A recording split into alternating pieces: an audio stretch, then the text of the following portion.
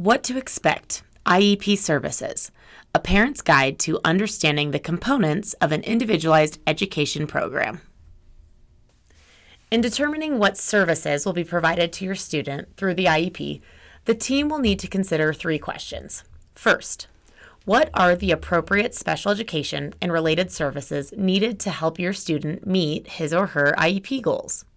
Second, how will those services be documented within the IEP? And third, how will those services be provided in the least restrictive environment? Let's look at each of those questions individually. First, let's look at special education and related services. These are the supports designed to build the skills listed in your student's IEP goals that will help them meet their grade level standards. They're based on your student's unique learning needs. As we know, the supports that help one student to be successful may not be the most appropriate supports for another student.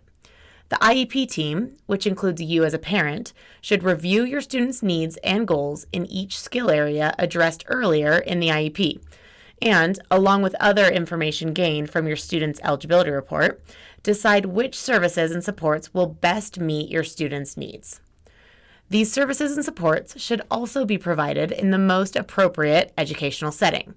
For some students, this will mean supports provided in the general education classroom, where, for others, this may mean small group support in the special education environment. What are special education services and related services? Special education services are the primary or main supports provided to a student with a disability, which include specially designed instruction to meet your student's unique learning needs. For example, Eric receives special education services in writing. Related services are those services designed to help your student with a disability to benefit from their special education services described in their IEP. An example of this is to support Eric's writing needs, he will receive occupational therapy as a related service.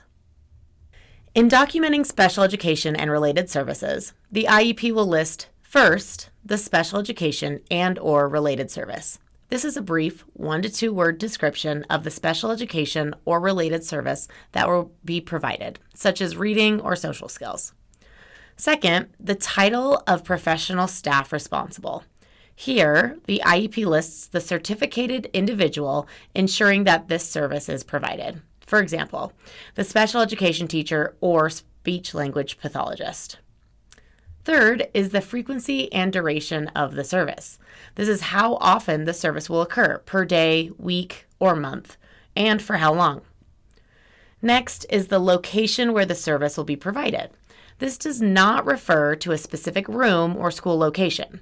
Instead, it is a statement of whether the service will be provided in a general education or special education setting.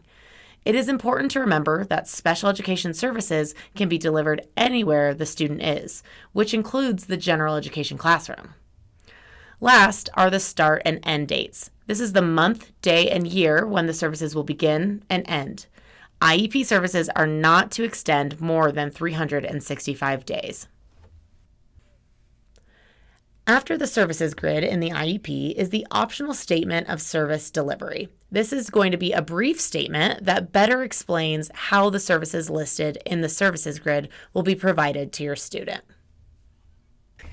Understanding least restrictive environment. The Individuals with Disabilities Education Act states that, to the maximum amount possible, students with disabilities are to be educated with students who are not disabled. The IEP team determines what the least restrictive environment is for individual students. For example, student A is able to improve their skills with special education supports for writing within the general education setting, where student B requires more individualized small group support for writing and meets with the special education teacher for 30 minutes a day in the resource room. Each of these students are being educated in their least restrictive environment. Remember, your student's least restrictive environment, or as it may be referred to as LRE, may be different for each service they are receiving. The IEP will then document and explain the rationale for any time in the school day that your student is not spending in their general education classroom. Let's look at some LRE considerations. First, LRE should be reviewed every year. LRE placement decisions, or whether your student will receive their services in the general education or special education setting, are reviewed and decided upon at every annual meeting. Second, placement decisions should be the last step in the process. Placement should be decided upon by the IEP team only after the team has decided upon the student's annual goals and the services that will be provided to support your student's growth towards those annual goals. Third, teams should consider general education first.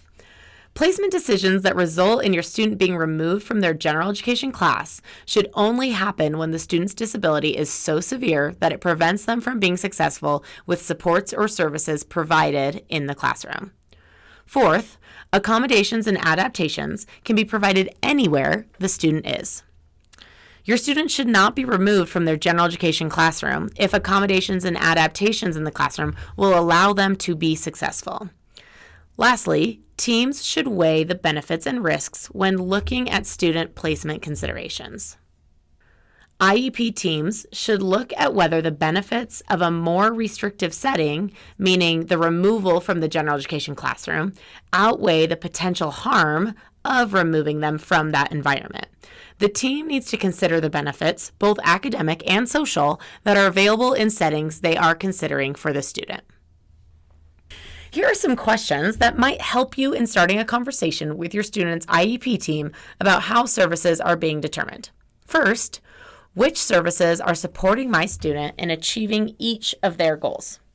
Second, can any of my student services be provided in the regular classroom? Third, what factors did we consider when determining my student's least restrictive environment? To review, IEP services should be based on your student's unique learning needs. IEP services should also be clearly documented in your student's IEP. These IEP services should also be provided in your student's least restrictive environment.